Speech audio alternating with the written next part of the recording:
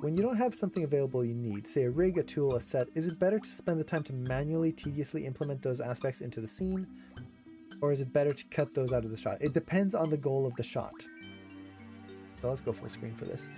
So let's say you're animating for a demo reel. You're working on a student shot or just working on your own. And the goal of this is to get you a job into animation.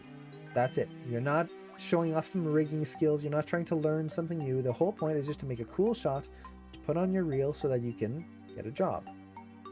Well, you could build a rig, build a whole set, do all of that manual tediousness to get the animation, or just keep it simple and put more time into the animation itself. If you're going for an animation job, that's going to be what matters. Then no recruiter is going to look at the set and go, I really like that animator. They made that background prop, that bench. Oh man, it looks so good. It's all about the animation. If you need a rig and you don't have access to one, try to find a way of implementing the shot without that rig. Try rethinking the idea in a way that could be more interesting. So for example, let's say you have to you want to animate a shot with a quadruped, but you can't find a really good quadruped shot.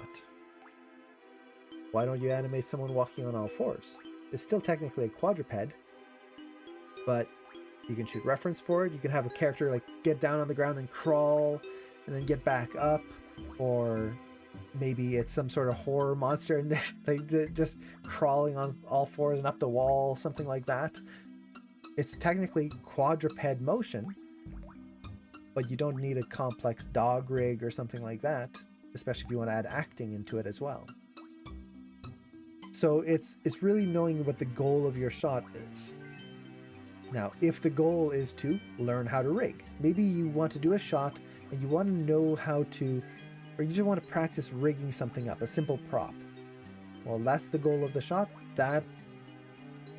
Do that. If you want to learn a little bit of modeling and learning how to do nicer sets, okay, do it. But if those aren't the goal and you're just doing it because, well, it'll look prettier, not necessary at all. And in my opinion, especially if you're learning, it's better to cut those out. Just keep them simple and yeah, just focus on the animation. For example, a simple example is, let's say I have a character who has to drink out of a bottle of water. I could make this complex bottle here. It's got a loop, it's got this little sippy straw, it's got all of this stuff inside. There's water that we can see sloshing about. I could model all of that, or I could just change my shot so he's drinking out of an opaque glass, like a plastic cup. A cup is just a polygon cylinder, slightly tapered. That's it. So instead of taking all of the time to model this for the sake of drinking, I could get the same result out of my shot with a cup that took a minute to do. And I can take all of that time that I would have spent modeling and trying to create this complex prop to just making better animation.